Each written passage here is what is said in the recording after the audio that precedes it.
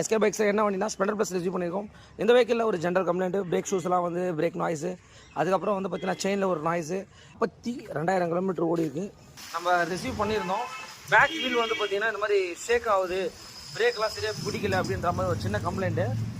அது என்னன்றதை பார்த்தலாம். இங்கே பாருங்கள், பேரிங் வந்து ஃபுல் அண்ட் ஃபுல் உடஞ்சிருக்குங்க. இங்கே பாருங்கள், பார்த்தீங்கன்னா தெரியும் உங்களுக்கு என்ன ப்ராப்ளம் அப்படின்னு கேட்டிங்கன்னா. அதே மாதிரி இந்த அப்பும் நல்லா தேஞ்சிருக்கு, ஸ்கோரிங் பண்ணுறாங்க. பிரேக் ஷூலாம் எந்த அளவுக்கு தேஞ்சிச்சு பாருங்க. இப்போ தான் புதுசாக பிரேக் ஷூ மாற்றினேன்னு சொன்னார். வேறு கையிலே வந்து நான் அந்த பேரிங்கை எடுத்துட்டேன். நீங்கள் எத்தனை வாட்டி பிரேக் ஷூ மாற்றினாலும் இங்கே பாருங்கள், இந்த ட்ரம்மில் இந்த மாதிரி ஃப்ரீயாக போகக்கூடாது. இந்த ட்ரம்மு தான் உங்களுக்கு வந்து போயிடுச்சு. அதுக்கு என்ன பண்ணியிருக்காங்கன்னா, ஆல்ரெடி இங்கே பாருங்கள், இந்த பேரிங்கு இந்த மாதிரி ஒரு தகடு வச்சு அடிச்சிருக்காங்க. திரும்ப உங்களுக்கு பேரிங் போயின்னு தான் இருக்கும். உங்கள் அப்பு மாற்றினா மட்டும்தான் இந்த ப்ராப்ளம் உங்களுக்கு கம்ப்ளீட்டாக சால்வ் ஆகும். இங்கே பாருங்கள்,